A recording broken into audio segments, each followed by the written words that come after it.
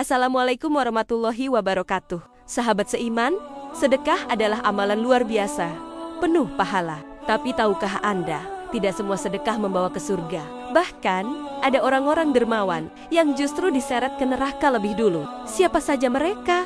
Inilah 5 golongan dermawan yang masuk neraka duluan. Mari kita simak bersama dan introspeksi diri. Golongan pertama adalah orang yang bersedekah untuk pamer. Ia ingin dipuji, ingin dikenal dermawan, dan ingin dihormati manusia. Dalam Islam, ini disebut riya, dan Nabi Muhammad SAW menyebutnya sebagai syirik kecil. Sedekah seperti ini tidak ada nilainya di sisi Allah. Bahkan bisa mendatangkan azab.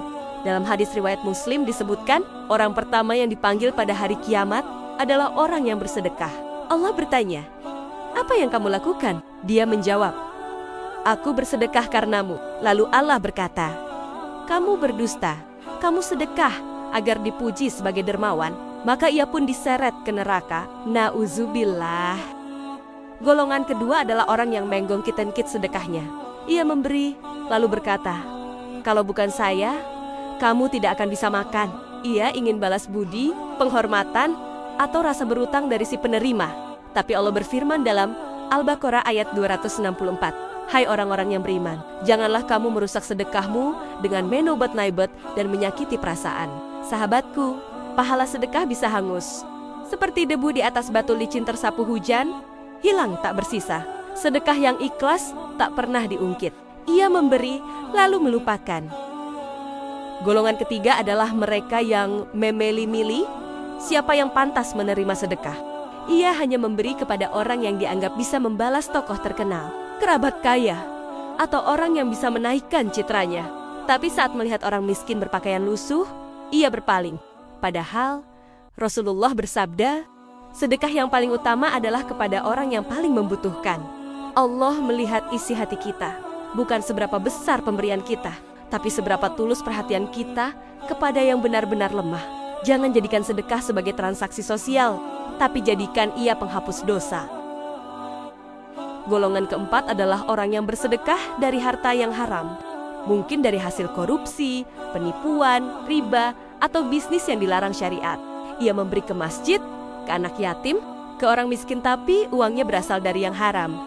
Rasulullah bersabda, "Sesungguhnya Allah itu maha baik dan tidak menerima kecuali yang baik." Harta haram tidak akan diterima, sekalipun diberikan dengan jumlah besar. Ia seperti menanam benih di tanah beracun, tidak tumbuh pahala, hanya murka. Maka sebelum memberi, bersihkan sumbernya dulu, baru Allah terima dengan ridho. Golongan kelima adalah dermawan yang sombong dan merasa lebih baik dari penerima. Ia berkata dalam hati, "Aku memberi karena aku lebih tinggi derajatnya. Tanpa aku, mereka tak akan bertahan." Padahal, dalam pandangan Allah, bisa jadi penerima itulah yang lebih mulia. Dalam Al-Baqarah ayat 263 disebutkan, perkataan yang baik dan pemberian maaf lebih baik daripada sedekah yang diiringi dengan sesuatu yang menyakitkan. Sombong menghapus amal, sedekah jadi sia-sia. Ingat, sedekah sejati bukan hanya memberi harta, tapi juga menjaga hati. Maka, sahabatku, mari koreksi niat kita. Apakah kita benar-benar ikhlas? Atau ada kepentingan tersembunyi? Jangan biarkan sedekah menjadi jalan ke neraka. Bersihkan niat, pastikan sumbernya halal, dan jangan pernah menyakiti hati penerima. Karena sedekah yang benar adalah yang tak hanya sampai ke tangan, tapi juga sampai ke langit. Semoga kita tergolong orang-orang yang bersedekah karena Allah semata. Wassalamualaikum warahmatullahi wabarakatuh.